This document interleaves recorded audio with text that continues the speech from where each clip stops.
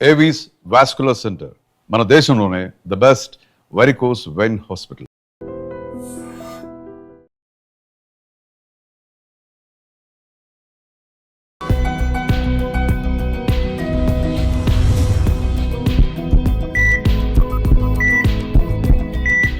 Strong bones equals to strong life. Welcome to healthy conversations with I dream. నా పేరు లుంబిని. ఈ రోజు మనతో పాటు ఉన్నారు డాక్టర్ రవితేజ రుద్రరాజ్ గారు, కన్సల్టెంట్ ఆర్థోపెడిషియన్, స్పెషలిస్ట్ ఇన్ నీ preservation, robotics and sports medicine. Let's talk to him. Hello sir. నమస్తే అండి. నమస్తే. సో జాయింట్స్ గురించి మాట్లాడినా, స్పెషల్లీ నీస్ గురించి మాట్లాడినా, ఫస్ట్ కమ్స్ నీ రీప్లేస్మెంట్ గురించి మాట్లాడుతూ ఉంటాం.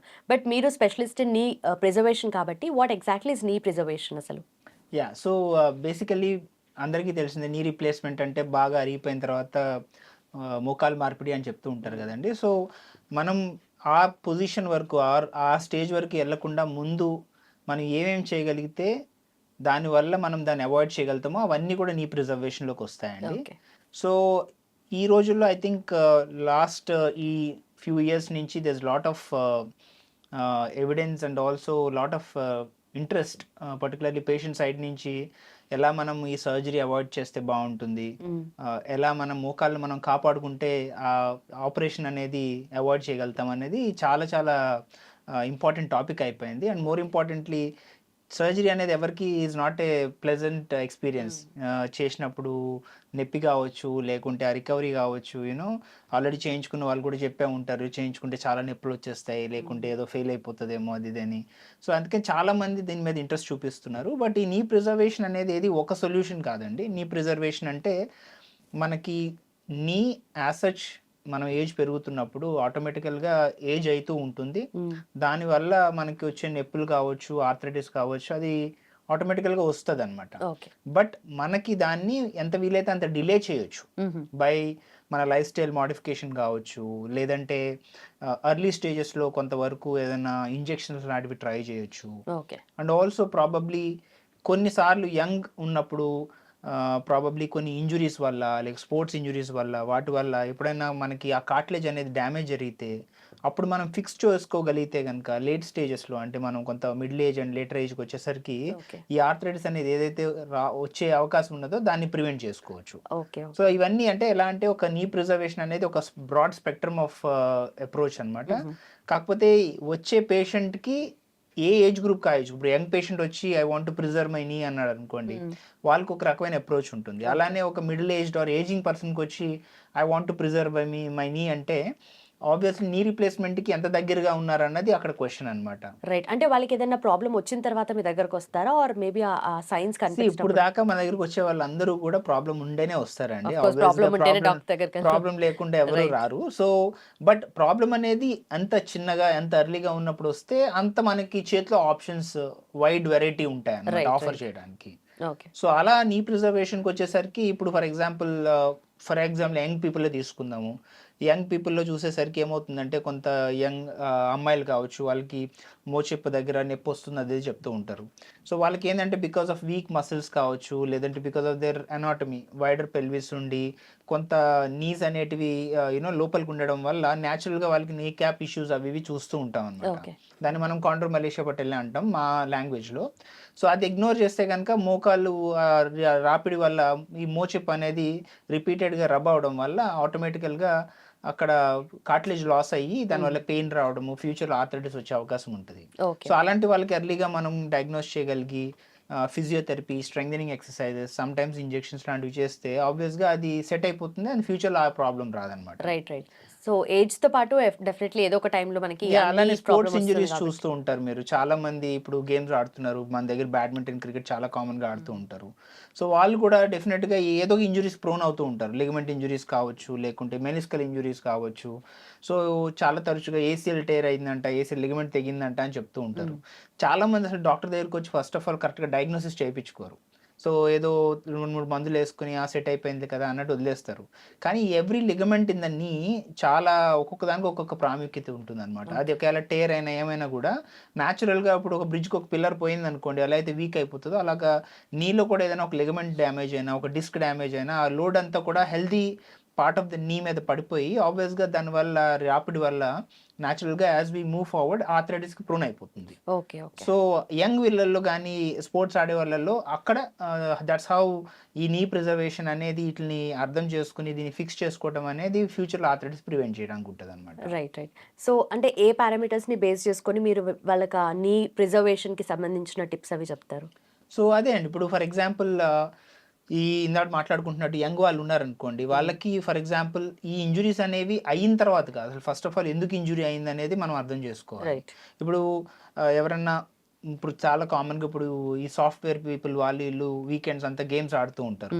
సో వాళ్ళు వెళ్ళి బ్యాడ్మింటన్ కావచ్చు, క్రికెట్ కావచ్చు, మేము వీకెండ్ వారియర్స్ అంటాం అనమాట. వాళ్ళు మొత్తం వీక్ అంతా వర్క్ చేసి వీకెండ్ డైరెక్ట్గా వెళ్ళి కోర్టులో గేమ్స్ ఆడటం మొదలు పెడతారు. Without warming. ఆబ్వియస్లీ మాకు వచ్చే మేజర్ పేషెంట్స్ వాళ్ళే. సో వాళ్ళు ఇంజురీస్ అయితేనే మాకు ప్రాక్టీస్ ఉంటుంది అనమాట. కాకపోతే ప్రాబ్లం ఏంటంటే వాళ్ళకి importance of strength, importance of muscle strengthening అనేది వాళ్ళకి ఓరియంటేషన్ ఉండదు. So on top of that ఏంటంటే వాళ్ళు because of their indoor work which most of the times కూర్చుని కంప్యూటర్ ముందు చేయడం వల్ల ఓవర్ టైం ఏమవుతుందంటే వాళ్ళ మసిల్స్ బాగా వీక్ అయిపోతాయి. ఆన్ టాప్ ఆఫ్ దట్ ఇప్పుడు ఇలాంటి గేమ్స్ లాంటివి ఆడారనుకోండి, న్యాచురల్గా ఏదైనా ఇబ్బంది ఉన్నప్పుడు ఆటోమేటికల్గా ఇంజురీస్ అవ్వడం అనేది చాలా తరచుగా చూస్తూ ఉంటాం. సో ఇలాంటి వాళ్ళకి ఏంటంటే most importantly we focus mainly on strengthening the muscles, doing good exercises like walking, cycling, swimming అలాంటివి. On top of that whatever the sport that you would like to plays, badminton అనుకోండి you move very quickly, pivoting అంటాము. So అలాగే cricket అనుకోండి obviously fast running కానీ లేకుంటే అలాంటివి చేస్తూ ఉంటారు కాబట్టి సో దానికి సంబంధించిన ఒక రకమైన స్ట్రెంగ్థనింగ్కి మీరు ప్రిపేర్ అయ్యి then you we suggest them to play. Okay okay. So ఇలాంటివి ఫాలో కాకుండా మనం న్యాచురల్గా ఇలాంటివి ఇంజురీస్ అవుతూ ఉన్నాయనుకోండి, ఆబ్వియస్గా లేటెస్ట్ స్టేజెస్లో ఇవన్నీ కూడా ఆర్థరైటిస్కే ప్రోన్ చేస్తూ ఉంటాయి. Okay okay. సో మీరు అన్నట్టుగా ఈ వీకెండ్ వారియర్స్ ఎవరైతే ఉంటారో వీక్ అంతా మజిల్కి కానీ లేదంటే జాయింట్స్కి కానీ పని చెప్పకుండా వీకెండ్స్లోనే పని చెప్తారు కదా, అంటే ఆ ఫోర్స్ఫుల్ గా ఆడడం కానీ అవన్నీ చేయడం వల్ల ఎక్కువ ఎఫెక్ట్ ఉంటుంది అంటారు వాళ్ళు? డెఫినెట్గా అండి. మనకి బేసికలీ మనం ఈ మసిల్స్ని ఎప్పుడైతే వీక్ అయిపోతాయో న్యాచురల్గా ఎప్పుడైనా ఏదన్నా ఓవర్లోడ్ అంటే మనం చేసేదానికంటే ఎక్కువ స్ట్రెస్ పడింది అనుకోండి, ఆటోమేటికల్గా it will lead to injuries. అది చిన్నదనుకోండి స్ప్రెయిన్ అంటాం, పెద్దదనుకోండి టేర్ అంటాం. It can happen to ligaments, it can happen to muscles, it can happen to tendons also. So దేనికైనా స్ప్రెయిన్స్ జరగవచ్చు. ఇంకో ఇంపార్టెంట్ థింగ్ ఏంటంటే ఈ ఇంజురీస్ అయినప్పుడు మీరు సరైన అటెన్షన్ లేకుంటే సరిగ్గా ట్రీట్మెంట్ చేయించుకోలేదు అనుకోండి, ఇవి క్రానిక్ అయిపోతాయి. అంటే రిపీటెడ్గా ఇంజురీ అవుతూ ఉంటుంది. బాడీకి ఒక విధంగా హీల్ చేయాలి అనేది ట్రై చేసి ఇంకా అది ఎలా అయిపోతుందంటే స్కార్ లాగా ఫామ్ అయిపోతుంది, అంటే చాలా హార్డ్ టిష్యూలా ఫామ్ అయిపోతుంది.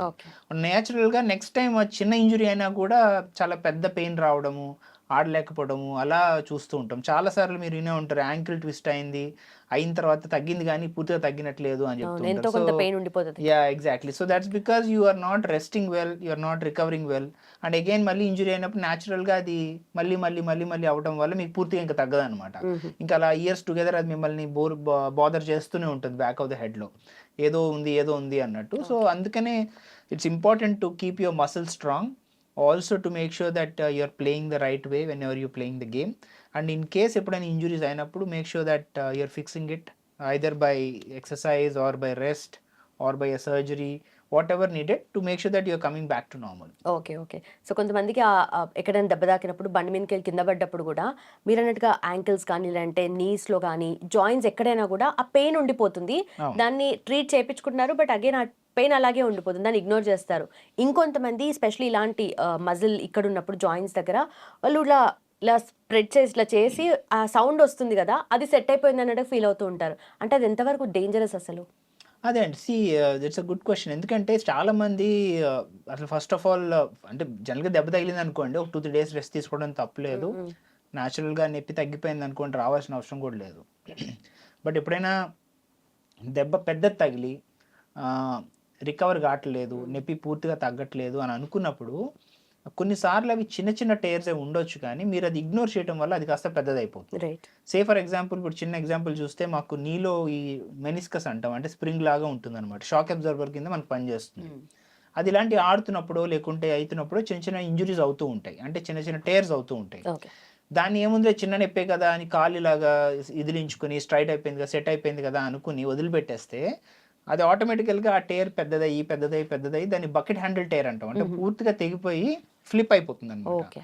అలా చాలా మంది పేషెంట్స్ నాకు తెలిసిన వాళ్ళు ఎప్పుడో ఇలాగా కాలు లాక్ అయిపోయింది, కాలు స్ట్రైట్ చేయలేకపోతున్నాం, బెండ్ చేయలేకపోతున్నాం అంటే వాళ్ళని అడిగితే ఫస్ట్ ఇంజురీ ఎప్పుడో 4 ఏళ్ల క్రితం తగిలిందని చెప్తారు. 4 ఏళ్ల క్రితం, 5 ఏళ్ల క్రితం క్రికెట్ ఆడుతూ తగిలింది, అది బాగానే ఉంది కదా అని వదిలిపెట్టేసిన అంటారు. మరి ఇప్పుడు ఎందుకు వచ్చినారంటే మొన్న మళ్ళీ ఆడుతుంటే తగ్గింది, అప్పటి నుంచి కాలు బెండ్ చేయలేదు. అంటే అప్పుడైనా టేర్ అప్పుడు ఏదో జరిగింది కానీ బట్ అప్పుడు అది పూర్తిగా అవ్వకపోవడం వల్ల అది ప్రోగ్రెస్ అయ్యి ఇది పూర్తిగా తెగిపోయింది. బట్ ఇలాంటి ట్రీట్ చేయడం మీకు చాలా ఛాలెంజింగ్ ఉంటుంది కదా. అంతే కదండి. ఇప్పుడు ఎర్లీగా ఫస్ట్ మన దగ్గర తగలంగానే వస్తే అది చిన్న దెబ్బ, ఎక్కువ చేయాల్సిన అవసరం లేదు, మనం చేసిన తర్వాత బాగా హీల్ అయిపోతుంది. ఇప్పుడు అలానే సేమ్ ఎగ్జాంపుల్ తీసుకుంటే నాకు పేషెంట్స్ కొంతమంది క్రికెట్ ఆడిన వాళ్ళు కావచ్చు, లేకుంటే ఇప్పుడు అమ్మాయిలు ఉన్నారనుకుంటే డ్యాన్స్ వేస్తూ పడిన వాళ్ళు కావచ్చు, అలాంటి వాళ్ళు ఏంటంటే ఎప్పుడంటే 4 ఏళ్ల క్రితం తగిలింది అప్పుడు పెద్ద పట్టించుకోలేదు, ఇప్పుడు అయ్యింది అంటే ఇప్పుడు బాడీ న్యాచురల్గా దేవుడు ఇచ్చింది కానీ మీకున్నది కానీ అక్కడే ఉంటే వాల్యూ ఉంటుంది. తీసేసామనుకోండి న్యాచురల్గా అక్కడ మీకు ఉన్నది పోయేసరికి ఆర్థరైటిస్ రావడం అది చాలా ఎక్కువ పాసిబిలిటీ ఉంటుంది కదా. సో అది న్యాచురల్గా మేము చేసేటప్పుడు దాన్ని మళ్ళీ ఉంచడానికి ఎంత ప్రయత్నించినా కొన్నిసార్లు అది ఉపయోగం లేదనమాట. అంటే పెట్టలేం సరిగ్గా. సో అలాంటప్పుడు తీయాల్సిన పరిస్థితి వస్తుంది. సో అదైతే ఫస్ట్ టైం అయినప్పుడు అసలు ఆ పరిస్థితే లేకుండే, ఈజీగా మేనేజ్ చేయడానికి వాటికి హెల్ప్ అవుతుండే అనమాట. సో డెఫినెట్గా మనకి ఎర్లీగా వచ్చినప్పుడు మాకు ఒక రకమైన ప్రొసీజర్ ఒకటైతే న్యాచురల్గా దాన్ని డిలే చేసుకుని లేట్గా వస్తే టెక్నికలీ మాకు డిఫికల్టే, అండ్ కొన్నిసార్లు అది ఉంచాలా లేదా అనే కన్ఫ్యూజన్ కూడా కొన్నిసార్లు తీసేస్తే ఆబ్వియస్గా మీకు అది మీ ఫ్యూచర్లో డ్యామేజ్ ఎక్కువ అవుతుంది అనమాట. రైట్. నొప్పి చిన్నదే అని చెప్పి ఇగ్నోర్ చేయొద్దు అండ్ నీ ప్రిజర్వేషన్ అనేది బెస్ట్ ఆబ్వియస్లీ అండి. అండ్ ఇప్పుడు చాలా లేటెస్ట్ ప్రిజర్వేషన్లో కూడా ఒకప్పుడు ఒకవైపు నీ రీప్లేస్మెంట్ వాడేవారు, ఒకవైపు ఫిజియోథెరపీ చెప్పేవారు, బట్ మధ్యలో ప్రిజర్వేషన్కి ఇప్పుడు చాలా ఆప్షన్స్ వచ్చేసినాయి. స్టార్టింగ్ ఫ్రమ్ మీరు పిఆర్పీస్ ఇన్నే ఉంటారు, అలాగే స్టెమ్ సెల్స్ కూడా ఇప్పుడు ఆఫ్ లేట్ ఇంట్రడ్యూస్ అవుతున్నాయి. Although evidence is very very early అనుకోండి, దాని గురించి ఇంకా చాలా స్టడీ చేయాలి, అర్థం చేసుకోవాలి. బట్ డెఫినెట్గా ఇన్ రైట్ ఇండికేషన్స్లో పిఆర్పీస్ కూడా చాలా వరకు హెల్ప్ చేస్తాయి. లైక్ టెండన్ ఇంజురీస్ కావచ్చు, స్ప్రెయిన్స్ కావచ్చు. నేను చాలామంది ప్రో కబడ్డీ ప్లేయర్స్కి అలానే టెన్నిస్ ప్లేయర్స్కి వాళ్ళకి పిఆర్పీస్ ఇచ్చాను స్ప్రెయిన్స్ అయినప్పుడు, మోడరేట్ స్ప్రెయిన్స్ అయినప్పుడు.